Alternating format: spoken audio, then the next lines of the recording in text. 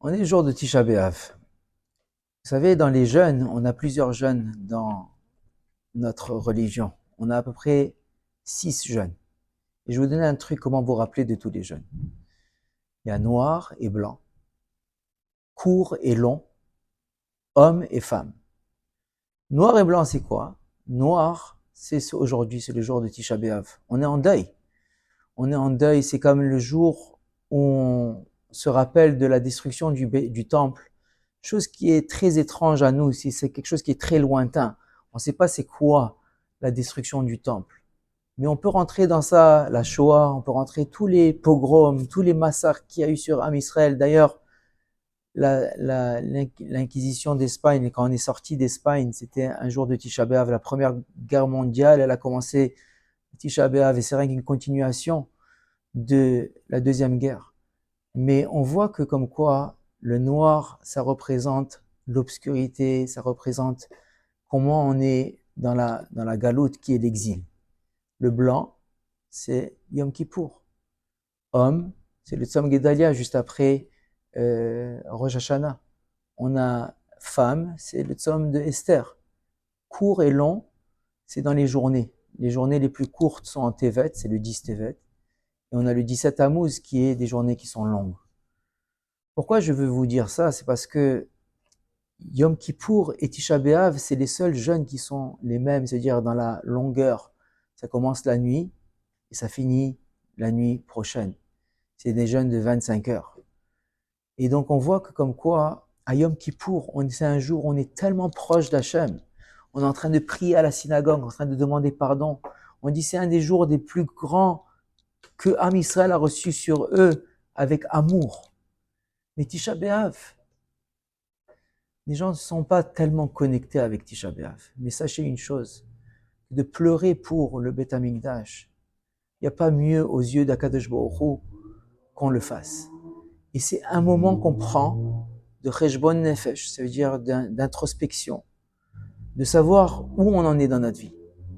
Un jeûne, ça doit être pris de cette façon, de prendre un moment pour soi, de savoir à quoi ça me sert tout ce matériel, à quoi ça me sert tout ce que j'ai, et pourquoi je veux être comme les autres. Vous savez, je suis avec beaucoup des étudiants sur les campus et je vois qu'est-ce qu'ils font. Ils sont sur les social media, ils sont sur les Instagram et tous les réseaux sociaux comme vous le savez vous-même.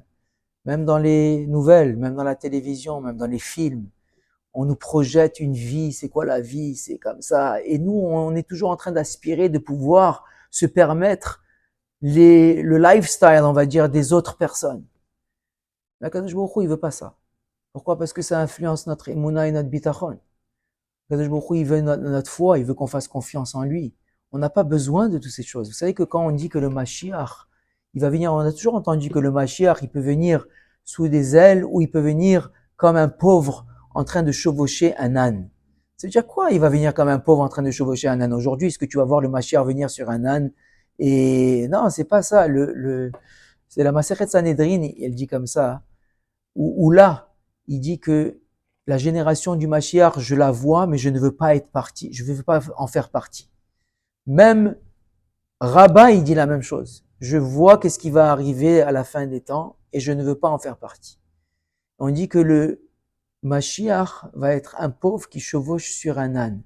En hébreu, Ani rochev al chamor. Al tikra chamor el a chomer. Le euh,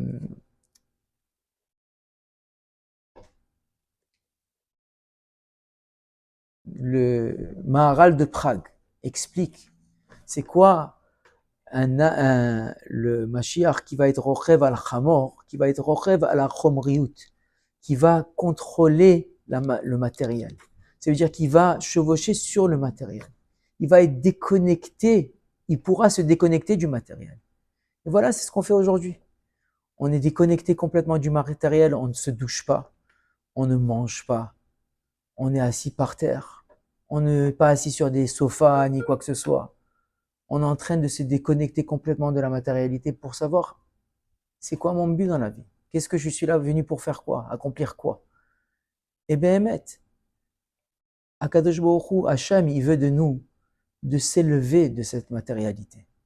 Arrêtez de regarder qu'est-ce que les autres y ont.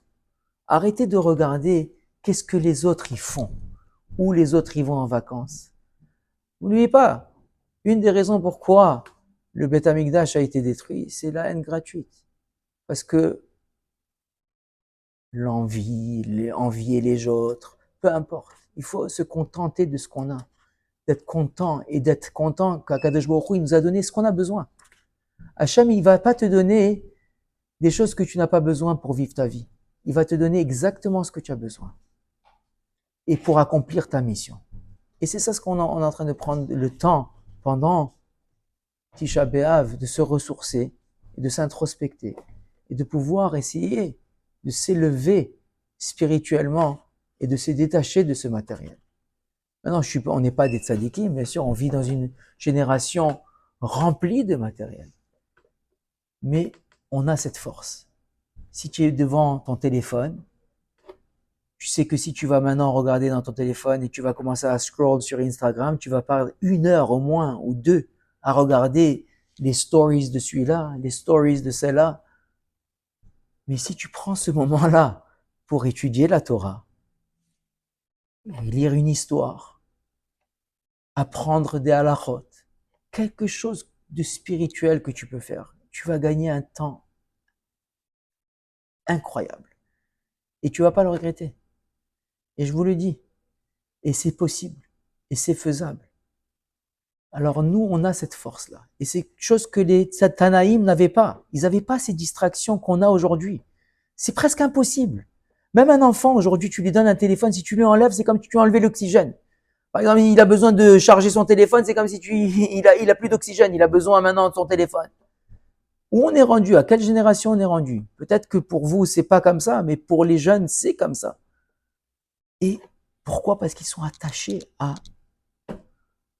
voir tout ce qui... Et d'ouvrir un livre, aujourd'hui, c'est très difficile. C'est pas comme avant. Vous savez que chaque génération, elle passe après chaque 5 ans, c'est comme si on a passé 50 ans. Regardez, ça va tellement vite. Mais on a ce pouvoir. On a ce pouvoir de se retenir. On a ce pouvoir de comprendre c'est quoi les choses importantes. La famille, notre entourage. Et je pense que c'est ça qu'il faut travailler sur nous-mêmes. Bezrat Hashem, je vous admire d'être déjà sur ce Zoom à écouter des cours de Torah pendant le jour de Tisha B'Av, que vous aurez pu être ailleurs, faire d'autres choses, mais vous avez choisi d'écouter des Dvar Torah, de pouvoir partager cette souffrance que Am Israël a avec Akadosh Baruch Hu, que Akadosh Baruch Hu n'a pas son Beth Amikdash. Et je finirai avec ça. Quand j'étais en Israël, un rabbin m'a dit, mon rav m'a dit, le rabbin Mordechai Eliyahu Alav Shalom, m'a dit, quand tu vas prier chez des tzadikim, quand tu vas prier pour quelqu'un ou pour toi-même, prie d'abord pour qu'Akadosh Baruch Hu il ramène son Beth Amikdash. Pourquoi? Parce que ça, c'est le gros lot. Quand Akadosh Baruch Hu va mettre sa présence ici sur ce monde, alors il y aura la richesse, il y aura plus de pauvreté, il y aura plus de maladie, il y aura plus toutes ces choses-là. Alors nous, on est en train de prier, Hachem, envoie-nous la parnassa, envoie-nous la refoua. Prie pour le Beth Amikdash. On dit que l'intelligence qu'il y avait dans le monde, quand tu ouvrais un livre et tu pouvais comprendre, tu pouvais devenir un Rabbi Akiva. Aujourd'hui, tu ne peux pas devenir un Rabbi Akiva parce qu'on n'a pas la présence divine ici sur terre avec nous, avec le Beth Amikdash. Et c'est ça qu'on doit penser. On n'a pas quelque chose qui est tellement bon pour nous. C'est pour Hachem, c'est sûr, mais c'est pour nous vraiment. Akadosh Baruch Hu, il veut être ici avec nous, parmi nous. Et on doit faire plus de Torah, plus de mitzvot, et de pouvoir vouloir montrer à Hachem qu'on veut sa Torah, qu'on veut être avec lui. Merci.